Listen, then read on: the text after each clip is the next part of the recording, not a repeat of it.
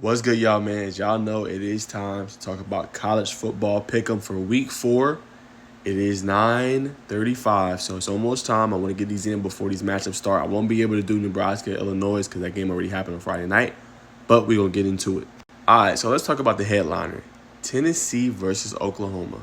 You got Josh Heupel going up against Brent Venables of Oklahoma. The number one offense in the country in FBS has not been stopped. I think they're averaging like 65 points a game.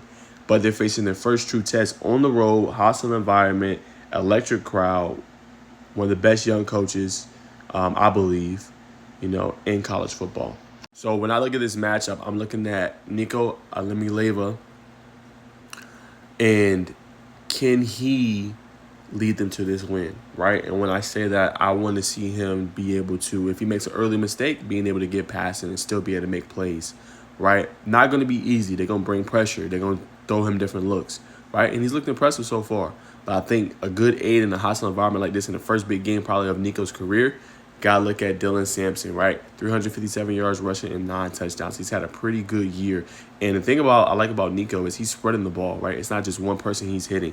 You look at the receivers and you look at the catches and breaking everything down. I don't think only but one receiver this year has over 10 catches, right? So he's spreading the ball around. He's spreading the wealth. He's hitting everybody. So that's what makes this even more impressive. He's not targeting one guy. It's everybody that's contributing. And then when you look at Oklahoma, Jackson Arnold. My thing that concerns me, he's their number one runner right now. So that means their run game is kind of, to a degree, non-existent, right? They like to throw the ball. And he's been taking care of it. Only 2 interceptions, 7 touchdowns this year, 484 yards. So I do like Jackson Arnold, but again, one of his biggest games as well. He filled in last year for the bowl game, but it doesn't get no bigger than this one. I'm rolling with the Tennessee Volunteers, though, to come out on top. I think they have a good game. I think they can beat Oklahoma, and this is going to be a statement win for them that, hey, we are not a slouch. We're here to compete in the SEC, and we're going to make it tough for Georgia, Bama, Texas, Ole Miss, and we're not a team to be slept on.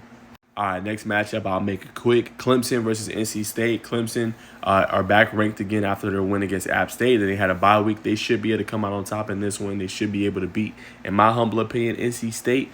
They got the talent. They got Phil Maffa. They got Clay Klubnik. He should be able to have a better game, and I like that Brian Wesco was able to get off in their last one. So they should be able to beat NC State, who struggled at quarterback this year with Grayson McCall. I think they have a new actual signal caller now at the QB spot. So they should be able to win this at home in Death Valley.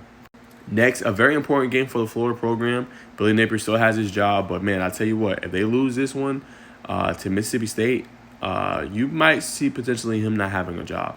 Starkville, I know Mississippi State's 1-2 this year. If you're Florida, you have to go in there and win. He's splitting up snaps again with Graham Mertz and obviously DJ Lagway. But, man, I know he says he's going to go with the high hand.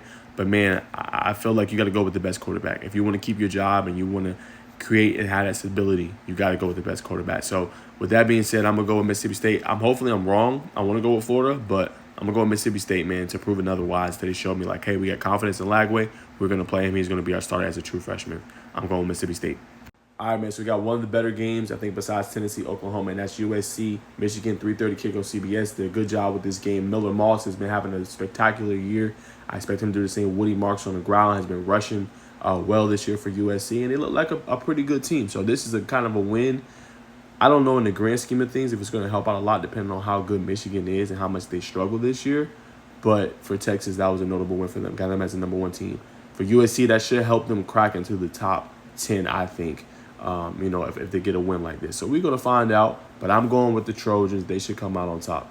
And real quick, the reason is no Davis Warren in this one for Michigan. It's going to be a new quarterback, Alex Ujiri. I think that's a tough spot to kind of start in this type of a game. You are home, right? USC is a favorite, but, it's going to be hard to kind of be put in that spot now. He might, surprise me and go out and ball and have an elite game. You never know. But I'm going to roll with the experience. I like Miller Moss as the quarterback and Marks as the running back. I think they have a big game.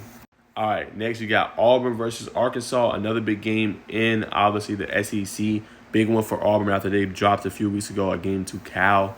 But Auburn has a new quarterback, right? Hank Brown. So he had a pretty good showing last week. Versus gets a taste of his first SEC action.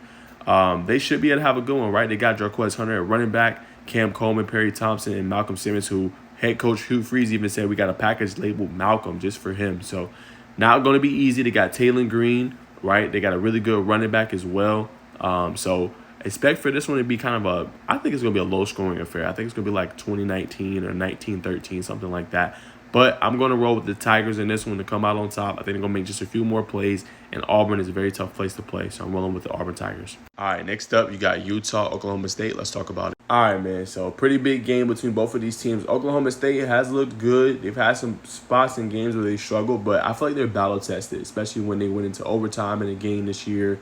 Ollie Gordon is no joke, man. One of the best running backs in the country besides Amari Hampton. Obviously, you got the quarterback Bowman, who's having a pretty good year. They can run it, they can pass it. And Utah, can't sleep on Cam Rising, man. He's been doing this thing in this one. But another hostile environment. As you see, this game is really a toss-up because they're only a 1-point favorite. Utah is in this one. And FPI has Oklahoma State winning 60% of the chance in this one. And also watch out for Bernard, who has 274 yards rushing so far this season. I'm going to roll with Oklahoma State, though. That crowd, I think they're going to be elite. 4 p.m. game, I think they're going to have a good game. I think Ollie Gordon's going to have one of his best games of the season, and I think they're going to tear it up. I think they're going to beat Utah by at least 10 to 14 points, going with Oklahoma State.